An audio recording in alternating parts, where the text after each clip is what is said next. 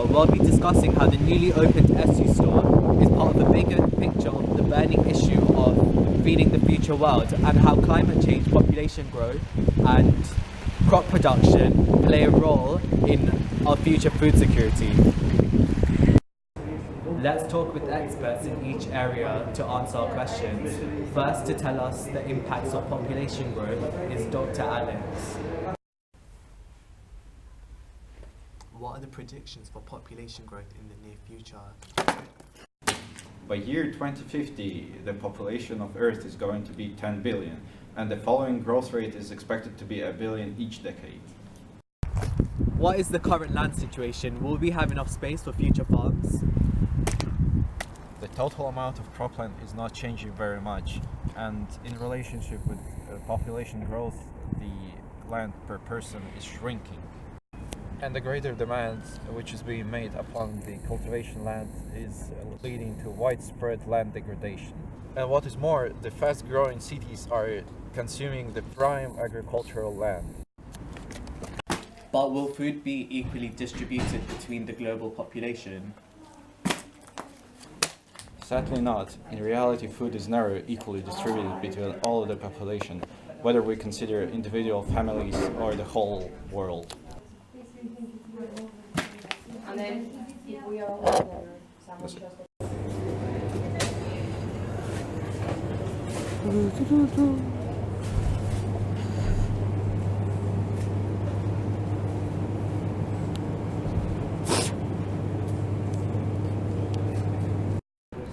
Now we'll speak to Dr. Bagashri, who specializes in plant technology. What is the future for crop production?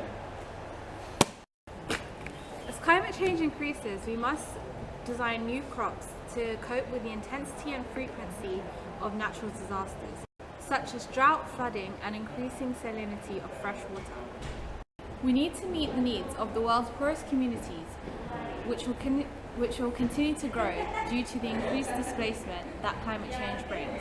Therefore, we should increase our research and focus into climate change adaptation and crop mitigation.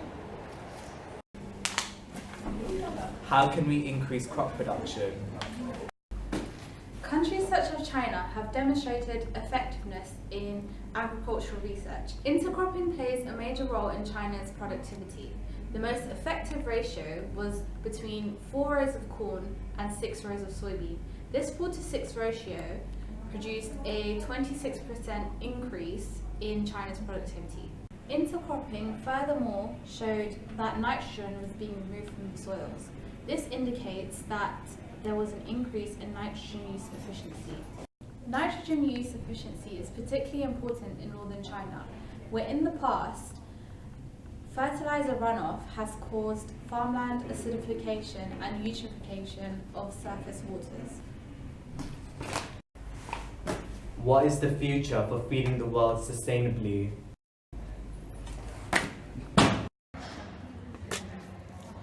The human population is expected to reach 9 billion by 2050. To do this sustainably, in order to reduce any further impacts to climate change, we must take 5 steps. The first step is to freeze agriculture's footprint. This is because roughly the size of South America has been deforested in order to grow crops, and roughly the size of Africa has also been deforested in order to raise livestock. This has caused a whole loss in ecosystems, and we can no longer afford to do this, as deforestation is one of the major causes of climate change, and it is the most destructive thing we do to the environment. Also, most of the agriculture grown in the tropics does not contribute to food security. It is used for cattle, to grow grains for livestock and palm oil. Secondly, we should try and increase crop yields on less productive farmland that we already have. For example, in Africa, Eastern Europe and Latin America. We can do this using high-tech precision farming systems, as well as using improved farming practices to increase and boost yields over time. Next, we need to use our resources more efficiently. The Green Revolution relied on heavy use of water and fossil fuel-based chemicals. We need to find innovative ways to better target the application of fertilizers and pesticides. To do this, we can use computerized tractors that come with GPS or switch out inefficient irrigation systems for subsurface water drip irrigation. Our next expert is Miss Paula from the Spanish government, who works in the Department for Climate Change. What is climate change? Climate change is a large-scale, long-term shift in global patterns. However, nowadays the global temperature is around 15 degrees, but this number is increasing even quicker than geological evidences that said that also this temperature was rising. However, global change also is not only a reason in temperatures, but also can be seen in changes in rain patterns, seasonal patterns, and also in sea level. How will climate change affect crop production? Agriculture is highly dependent on climate and temperatures.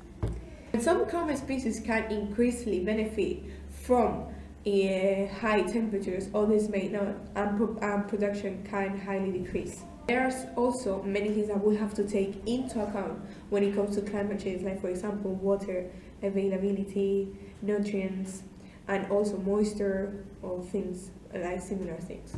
However, and additionally, we have to take into account that many diseases will arise from higher temperatures, like for example fungi or other bacteria that can affect crop production. Due to the increase in disease, a lot of farmers have been forced to use and spend a lot of money in order to end up and finish with these problems. Another point that we have to take into account is the increasing use in these pesticides and other chemicals products can really affect our public health. What do you picture for the future in terms of climate change and crop production? Agriculture and crop production will need to adapt to the new changes that are happening now in this century, like for example changes in dietary needs, preferences, or even the form and the way we are growing crops. These new adaptations to the new world also will need to meet the new and extreme climate temperatures. Governments should spend and invest more money into research in order to increase the production and also maintain and keep the ecosystem services. More studies in soil science and related fields should be done in order to understand how our soil and our ground is changing due to climate change. This will let us increase our production and also at the same time conserve and maintain our environment. What are your thoughts?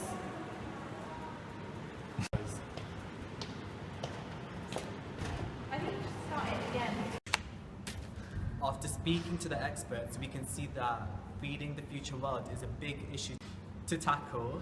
With an increasing population means an increase in demand for food, and with our current crop production rates, we won't be able to feed the growing world.